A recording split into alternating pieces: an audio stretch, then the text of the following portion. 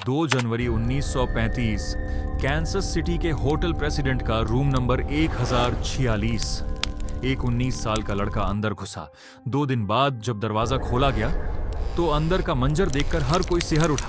कमरा खून से लथपथ था। लड़का नंगा बाटब के पास पड़ा था।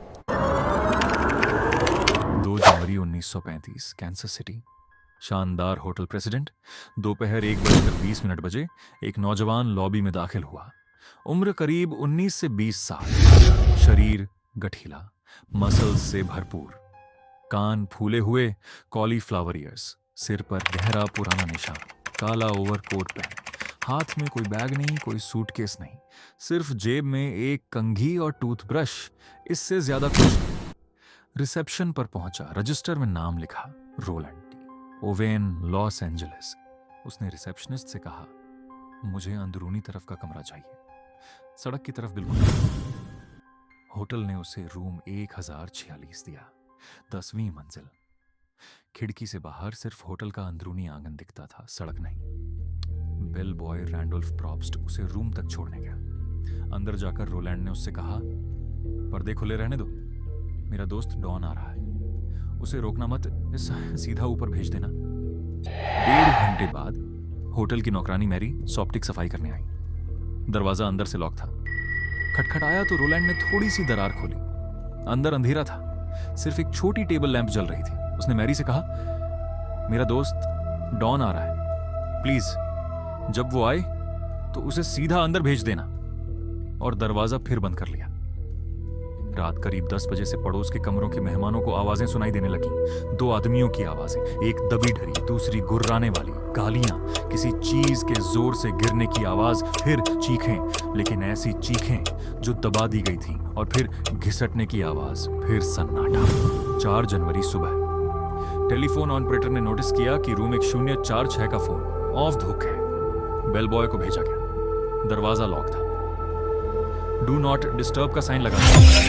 मास्टर चाबी से खोला गया। अंदर का नजारा देख बेल बॉय की चीख निकल गई। पूरा कमरा खून से सना था। दीवारें लाल पड़ी थीं, बिस्तर खून में डूबा हुआ, फर्श पर खून की लकीरें बाथरूम तक जाती थी। बाटब के पास जिंदा लेकिन बेहद कमजोर। उसके पैर, कलाइयां और गर्दन सफेद रस्सी से बंधे थे। छाती, पेट और टांगों पर गहरे छुरियों के घाव थे। 5 जनवरी की रात उसने दम तोड़ दिया। ये अब आधिकारिक तौर पर मर्डर केस था। जांच शुरू। पहला झटका, रोलैंड टी। ओवेन नाम का लॉस एंजलिस में कोई रिकॉर्ड नहीं मिला। नाम झूठा था, पता झूठा था। दूसरा, कमरे से कातिल गायब था, लेकिन साथ में रोलैंड के सारे कपड़े, साबुन, टूथपेस्ट और हत्या का हथियार भी गायब थे। तीसरा ढांचा, दरवाजा अंदर से लॉक था तो कातिल बाहर कैसे निकला? और सबसे बड़ा सवाल, डॉन कौन था? 1.5 साल बाद मई 1936 एक अखबार ने मृतक की फोटो छापी। अल्बामा की रहने वाली रूबी ऑगल्ट्री ने अखबार खोला और चीख पड़ी, ये तो उसका अपना बेटा था, आर्टेमस ऑगल्ट्री, उम्र 19 साल। वो अप्रैल 1934 में घर से निकला था, हिचहाइकिंग करके देश घूम रहा था, और अब वो कैंसस सिटी के एक होटल में बेरहमी से मारा जा चुका था। उसकी मां को पहचान के बाद भी सदमे पर सदमे मिले। फ्यूनरल होम को एक अनजान कॉल आया, उसे मेमोरियल पार्क सेमेट्री में दफनाओ, पैसे भेज रहा हूं। पैसे आए अखबार में लिपटे हुए। अंतिम संस्कार पर 13 लाल गुलाबों का गुलदस्ता भेजा गया, साथ में एक card, love forever, Louise. Louise कौन थी? प्रेमिका या कातिल की साथी?